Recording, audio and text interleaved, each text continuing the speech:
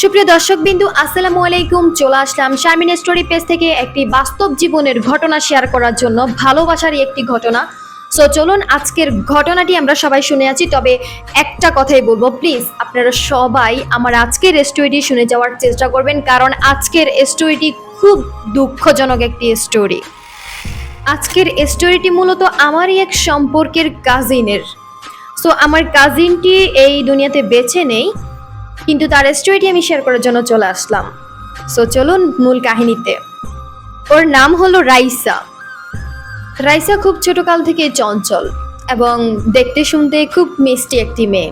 যেমন সুন্দর তেমন তার চেহারা, তেমন তার চুলের ভাঁজ, তেমন সে। এমন একটি মেয়ে যাকে সবাই দেখলে মাশাআল্লাহ বলতে বাধ্য হয়। মেয়েটি এতটা সুন্দর, এতটা রূপবতী ছিল। বাবা মায়ের একমাত্র মেয়ে ও। এক সন্তান দেখে তার বাবা মা তাকে অনেক অনেক বেশি আদর, যত্ন, ভালোবাসা দিয়ে তাকে রাখতো। নাম রেখেছে আদর করে, ভালোবাসা দিয়ে রাইসা। রাইসা মনি ছাড়া তার বাবা মা কখনো কথাই বলতো না। যাই হোক, রাইসা মনি যখন ক্লাস 10-এ উঠলো, তখন রাইসা মনিকে খুব আদর, যত্ন, ভালোবাসা দিয়ে তার বাবা বলল, শোনো মা, তুমি যদি ক্লাস 10-এর এসএসসি পরীক্ষাতে A+ আনতে পারো, তাহলে আমি তোমাকে আইফোন গিফট করব। যেহেতু আমার কোনো ছেলে মেয়ে আর নেই, শুধু তুমি আমার এক সন্তান, সেহেতু তোমাকে আমি একটা আইফোন গিফট করব। রাইসা তো অনেক খুশি। রাইসা মনোযোগ দিয়ে পড়াশোনা করছে এবং রাইসার লাইফস্টাইলটাই একদম আলাদা ছিল। তার বাবা মা এমনভাবে তাকে রাখতো যা বলার বাহিরে, ভাষা নেই, এত সুন্দরভাবে রাখতো, এমন ভিআইপি স্টাইলে রাখতো যা বলার বাহিরে। খুব আদরি একটা সন্তান তাদের। যাই হোক, রাইসা ক্লাস 10-এর এসএসসি পরীক্ষায় রাইসা অবশেষে A+ পেল। তখন সে আনন্দে মানে পুরো দিশেহারা হয়ে গিয়েছে। তাকে তার বাবা অবশেষে আইফোন গিফট করলো। গিফট করার পর সে অনেক সুন্দর সুন্দর ছবি উঠায়, ফেসবুকে আপলোড করে। তার জীবনটা পুরো আনন্দময়ী হয়ে উঠে গেছে। সে আনন্দের মধ্যেই তার লাইফে একটা প্রেম এসে গিয়েছে। রাইসা এবং রাইসার পরিবার দেখতে শুনতে যেমন ভালো ছিল, তেমন তাদের বংশগতও অনেক ভালো ছিল, তেমন তারা বড়লোক ঘরের ফ্যামিলি। তাদের টাকা পয়সার কোনো অভাব নেই। যাই হোক, রাইসা মনির জীবনের শখ, আনন্দ, আহ্লাদ যা যা ছিল তাই তার বাবা মা পূরণ করতেছিল। রাইসা মনির ফেসবুকে একটা ছেলের সাথে পরিচয় হয়ে গেল। তাদের 2 এলাকার পরেই ছেলেটার বাড়ি। ছেলেটার সাথে তার মেসেঞ্জারে আস্তে আস্তে কথাবার্তা সবকিছু শুরু হয়ে গিয়েছে। তার সাথে কথা বলতে বলতে একটা সময় রাইসা মনি তার সাথে প্রেমের সম্পর্কে জড়িয়ে গিয়েছে। কিন্তু একটা আফসোসের বিষয় হচ্ছে, রাইসা মনি যাকে ভালোবাসছে সে মধ্যবিত্ত ঘরেরই একটা ছেলে। তারা 7 ভাই। 7 ভাইয়ের মধ্যে সে 6 নাম্বার ছিল, যার সাথে রাইসা মনি প্রেম করছে। মধ্যবিত্ত ঘরের ছেলে, পড়ালেখা তেমন একটা করে নাই, প্রবাস জীবনে আছে। দুজনকে অনেক বেশি ভালোবেসে ফেলছে। রাইসা মনি যখন ইন্টার 2nd ইয়ারে উঠলো, তখন রাইসা মনি তার পরিবারকে বলল, আমি একটা ছেলেকে ভালোবাসি। বলল, তুই কেমন ছেলেকে ভালোবাসিস? তখন রাইসা মনি বলল যে, আমি দুষ্টুমি করছি, আমি কাউকেই ভালোবাসি না। রাইসা মনি জাস্ট ফান করতে করতে উড়াই দিয়েছে। অবশেষে রাইসা মনি ইন্টার 2nd ইয়ারও কমপ্লিট করে ফেললো। সে এবার অনার্সেও উঠে গেল। তার পরিবার তার জন্য ছেলে খুঁজতেছে, বিয়ে দিয়ে দিবে। কিন্তু রাইসা মনির মনে একটাই ভয়, আমার পরিবার কি মানবে আমার প্রেমের সম্পর্কটা? রাইসা মনির মনের মধ্যে যে ভয় ছিল, সেই ভয়টাই যে সত্যি হয়ে যাবে তা রাইসা মনি কখনো কল্পনাই করেনি। তার পরিবার তার জন্য ছেলে দেখতেছে। হঠাৎ করে একটা ছেলে পছন্দ হয়ে গিয়েছে। পছন্দ হয়ে যাওয়ার পর রাইসা মনিকে দেখতে আসছে। আসার পরেই তাকে আংটি পরিয়ে দিয়ে চলে গেছে। তখন রাইসা মনি কাঁদতে কাঁদতে বলতেছে, আমি ওকে কোনো রকম ভাবেই চাই না, আমি যাকে ভালোবাসি আমি তাকে চাই। আমি কখনো কোনো দিনও এই ছেলের কাছে আমি বিয়ে বসবো না, এই ছেলের কাছে আমি যাবও না। প্লিজ আমাকে আমার ভালোবাসার মানুষের সাথে বিয়ে দাও। রাইসা মনিকে অনেক মারলো তার মা, তার বাবা। মেরে তাকে অনেক আদর করলো, তাকে ঘুরতে নিয়ে গেল, তাকে নিয়ে অনেক অনেক কিছু করালো। কিন্তু রাইসা মনি ওই ছেলেটাকে কোনো মতেই ভুলতে পারছে না, কারণ তাদের সম্পর্কটা প্রায় 2 বছর পেরিয়ে 6-7 মাস। রাইসা মনি কোনো মতেই তাকে ভুলতে পারবে না নাকি। অ্যাট লাস্ট টাইম রাইসা মনিকে জোর করে বিয়ে দিয়ে দিল।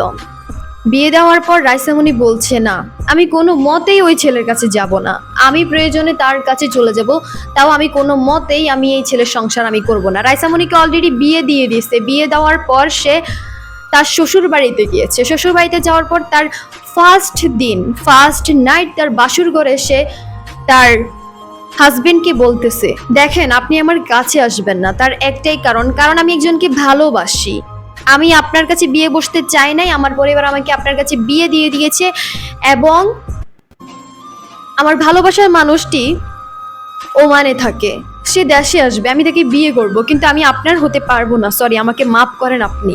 তখন রাইসামণির হাজবেন্ড বলল, দেখো সবকিছু ভুলে যাও, প্রেম আমিও করছি তুমিও করছো, তাই বলে প্রেমের বিষয়গুলো নিয়ে তুমি পাগলামি করবা না।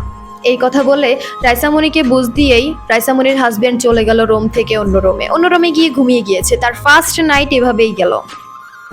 অ্যান্ড আস্তে আস্তে দুজনেই একটা রুমে থাকা শুরু করলো, কিন্তু কোনো মতেই দুজন দুজনের কাছে আসলো না। প্রায় 1 মাস হয়ে গেল রাইসামণি প্রেম করছে তার প্রেমিকার সাথে কথা বলছে, অডিও কলে, ভিডিও কলে, সবকিছুই। তারপর রাইসামণির হাজবেন্ড ভাবলো, আচ্ছা ওর সাথে যদি আমি কথাবার্তা বলে সবকিছু ঠিকঠাক করে নেই তাহলে তো আর এত সমস্যা হবে না, আচ্ছা আমি ওকে একটু ঠিক করার চেষ্টা করি। আস্তে আস্তে রাইসামণির কাছে আসতে লাগলো, কাছে আসতে আসতে তার সাথে বন্ধু হলো, বন্ধুর সম্পর্ক বানিয়ে তারপর তার কাছে গেল। এবং রাইসামণি যার সাথে প্রেম করে সেই প্রেমিকা তাকে বলতেছে, তুমি চিন্তা করো না, ওখান থেকে আমি তোমাকে নিয়ে আসবো, তুমি ওই ছেলের কাছেও যাবা না, আমি তোমাকে ভালোবাসি, এবং আমি প্রবাস জীবন থেকে এসেই আমি তোমাকে আমার ঘরে নিয়ে আসবো, আর তুমি যদি পারো তাহলে প্লিজ তুমি আমার ঘরে চলে আসো। রাইসামণি বলল, না আমি এখানেই থাকি, সবকিছু ঠিকঠাক থাকুক, তুমি যখন আসবা তখন আমি এই ঘর থেকে পালিয়ে চলে যাব। রাইসামণির ডিসিশন ছিল এটা, কিন্তু রাইসামণি তো জানতো না তার সাথে বন্ধুর আলাপ করার পর সে অন্য কিছু করবে। তারপর তার হাজবেন্ডের সংসারটা এভাবেই করে যাচ্ছে। হঠাৎ রাইসামণি বমি করতেছে। তার মানে কি বুঝেন, এখানে অনেক কিছু হয়ে গিয়েছে, আসলে অনেক কিছু হয়ে গিয়েছে। রাইসামণির হাজবেন্ড তার সাথে একসময় বন্ধুর আলাপ করতে করতে তার কাছে চলে আসলো, অ্যান্ড দুজনেরই মিলন হয়ে গেল। অবশেষে রাইসামণি বমি করছে, তার মানে কি রাইসামণি প্রেগনেন্ট। যখন জানতে পারলো রাইসামণি প্রেগনেন্ট তখন রাইসামণি অনেক কান্নাকাটি করছে, কিন্তু রাইসামণির প্রেমিকা কলে থেকে একটা কথাই বলছে যে তুমি মানিয়ে নেওয়ার চেষ্টা করো, তুমি চিন্তা করো না, আমি তো আছি, আমি দেশে আসার পর তোমার বাচ্চা হোক আর যাই হোক না কেন আমি তোমাকে ফিরিয়ে নিয়ে যাব, তুমি আমার সাথে কথা বলা কোনো মতেই অফ করবা না। রাইসামণি কোনো মতেই তার প্রেমিকার সাথে কথা বলা অফ করে নাই। অ্যাট লাস্ট টাইম রাইসামণির 8 মাস হয়ে গেল, তার প্রেমিকা দেশেই আসলো না। রাইসামণি তো অনেক কান্নাকাটি করছে। অ্যাট লাস্ট টাইম তার হাজবেন্ড বলছে, দেখো আমি সবকিছু মানিয়ে নিচ্ছি, তুমি ওর সাথে কথা বলো, সমস্যা নাই, তুমি আমার সংসারটা তো অন্তত ঠিকভাবে নিয়ে যাও। রাইসামণি অনেক কান্নাকাটি করছে, রাইসামণি চেষ্টা করতেছে তার প্রেমিকাকে ভোলার জন্য, কিন্তু ভুলতে কোনো রকম ভাবেই পারছে না। অ্যাট লাস্ট টাইম 9 মাস 10 দিন হওয়ার পর তার একসাথে 2টা বাচ্চা হয়েছে, তার টুইন বেবি হয়েছে। 2টা বাচ্চা হওয়ার পর রাইসামণি কান্না করতে করতে বলতেছে, আমার 2টা বাচ্চা হয়ে গেল, আমার বিয়ে হয়ে গেল, আমার 2টা বাচ্চা হয়ে গেল, কিন্তু আমি আমার ভালোবাসার মানুষকে পেলাম না। আমি তো এখানে একটা যুদ্ধ করে একটা সংসার করতেছি, তাই বলে কি এখানে আমাকে বিয়েও দিয়ে দিল, হাজবেন্ডও হয়ে গেল, আমার 2টা বাচ্চাও হয়ে গেল। রাইসাকে তার মাসি বলছে, দেখছো কত সুন্দর না, বিয়ের পর তোমার 2টা বাচ্চা হয়েছে। মাসিকে রাইসা বলতেছে, তোমরা তো এবার অনেকটাই হ্যাপি তাই না, আমাকে বিয়ে দিছ, আমার বিয়ে হয়েছে, 2টা বাচ্চা হয়েছে, এখন আর কি চাও। রাইসা যখন তার 2টা বাচ্চার দিকে তাকায় তখন সে কোনো রকম ভাবে নিজেকে সামলাতে পারে না। সে কি তার হাজবেন্ডের কাছে যাবে, নাকি তার বাচ্চা 2টাকে নিয়ে থাকবে, নাকি সে তার প্রেমিকার কাছে থাকবে। এর মাঝে আমি আরেকটা কথা বলি, রাইসার জন্য তার প্রেমিকা তাবিজ করেছে নাকি, কালো জাদু করেছে নাকি তার কাছে চলে যাওয়ার জন্য। তাই রাইসা কোনো রকম ভাবেই তার প্রেমিকাকে ভুলতে পারছে না, এবং তার প্রেমিকার সাথে 2 বছর সম্পর্কের মধ্যে হাজবেন্ড ওয়াইফের মতো ছিল। এই কারণে রাইসা কোনো রকম ভাবে তার প্রেমিকাকে ভুলতে পারছে না। অ্যান্ড রাইসার বাচ্চা 2টা এত সুন্দর, এত কিউট দেখতে, যেমন সুন্দর তেমন তাদের চোখ, তেমন নাক, তেমন ঠোঁট, তেমন তাদের ফেস। বাচ্চা দোনোটা এত সুন্দর, এত কিউট, যেই কিউট দেখলে বলবে যে ও মাই গড, বাচ্চা 2টাকে ছেড়ে কোথাও যাবে না তার মা, আসলে এরকম একটা অবস্থা করবে। বাচ্চা দোনোটাকে রাইসামণি ঠিক মতো খাওয়ায় না, ঠিক মতো ঘুম পাড়াতে দেয় না, কিছু করে না, কিন্তু রাইসামণির মা তার কাছে এসে বাচ্চা দোনোটাকে খাওয়াচ্ছে, বাচ্চা দোনোটাকে লালন পালন করতেছে। একটা সময় রাইসামণি বলছে যে আমি এই বাচ্চা দোনোটাকে চাই না, আমি হাজবেন্ড চাই না, আমি কিছু চাই না, আমি এখান থেকে চলে যাব। রাইসামণি অনেক পাগলামি করছে তার প্রেমিকার জন্য। সে এতটা ভালোবাসে, তার সংসার জীবনে হাজবেন্ড পাইছে, দুইটা বাচ্চা পাইছে, এত সুন্দর বাচ্চা পাইছে, যেই দুইটা বাচ্চাকে ছেড়ে আমি মনে করি যে কোনো পাষাণ মানুষও যাবে না, কিন্তু সে ভালোবাসার জন্য সবকিছু বিসর্জন দিয়ে দিয়েছে লাস্ট পর্যন্ত। রাইসামণির মা রাইসামণিকে অনেক বকেছে, অনেক গালিগালাজ করেছে, অনেক কিছু করেছে, কিন্তু রাইসামণিকে কোনো রকমভাবেই সে প্রেমিকার থেকে মনটা ফেরাতে পারেনি। অ্যাট লাস্ট টাইম রাইসামণি দুইটা বাচ্চাকে রেখে, বাই দ্য ওয়ে দুইটা বাচ্চা দোনোটাই ছেলে ছিল, এত সুন্দর ছিল, আমি নিজেই দেখেছি, এত সুন্দর বাচ্চা বলার বাহিরে। সেই বাচ্চা দোনোটাকে রেখে, তার হাজবেন্ড রেখে সে চলে গেল ওমান থেকে। তার প্রেমিকা চলে আসার পর তার প্রেমিকার কাছে চলে গেল। তার প্রেমিকার কাছে যাওয়ার পর 5 দিন ছিল, 5 দিন পর রাইসামণি বিষ খেয়ে মারা গিয়েছে। এটাই মনে হয় জীবন, তাই না?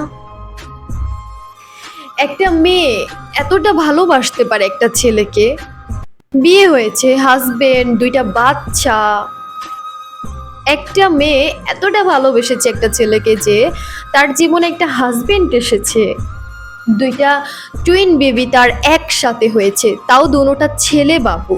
তারপরেও তাদেরকে ছেড়ে, তাদেরকে রেখে সে চলে গেছে তার প্রেমিকার কাছে। প্রেমিকার কাছে গিয়ে 5 দিন প্রেমিকার কাছে ছিল নাকি, 5 দিন তার প্রেমিকার বুকের মধ্যে ছিল, একটা বারের জন্য এদিক সেদিক যায়নি। তার প্রেমিকাও তাকে অনেক বেশি ভালোবাসতো, তাকে ফিরিয়ে নিয়ে গিয়েছিল, কিন্তু রাইসামণির ডিসিশন চেঞ্জ করে সে বিষ খেয়ে এই দুনিয়া থেকে চলে গেল। তার কারণ সমাজ, তার কারণ লোকজন তাকে অনেক অনেক বেশি কথা শোনাচ্ছে, তার পরিবার অনেক কথা শোনাচ্ছে। রাইসামণি যেখানে গিয়েছে সেখানেও সে অনেক কথা শুনতেছিল। সব জায়গায় গিয়ে সে ক্লান্ত হয়ে গেছে, সব কিছু হারিয়ে সে ক্লান্ত হয়ে সে লাস্ট টাইম এই দুনিয়া থেকে বিদায় নিয়ে নিল। সত্যি এই কাহিনীটি আমি আমার লাইফে কখনো কোনোদিন ভুলবো না। প্লিজ আপনাদের সবাইকে একটা কথা বলবো, রাইসামণির জন্য ছোট্ট করে একটা কমেন্ট করে যাবেন, যাতে সেই কমেন্টটি পড়ে অন্তত আমি সান্ত্বনা পেতে পারি। যাই হোক, রাইসামণির জন্য একটাই দোয়া, সেও পারে গিয়ে ভালো থাকুক, তাকে আল্লাহ জান্নাতে নসিব করুক। সো আপনাদের সবাইকে অসংখ্য ধন্যবাদ শারমিনের স্টোরিটি শোনার জন্য। অ্যান্ড সবাই ভালো থাকবেন, সুস্থ থাকবেন। আল্লাহ হাফেজ। চলে আসবো আরও একটি গল্পের মাঝে।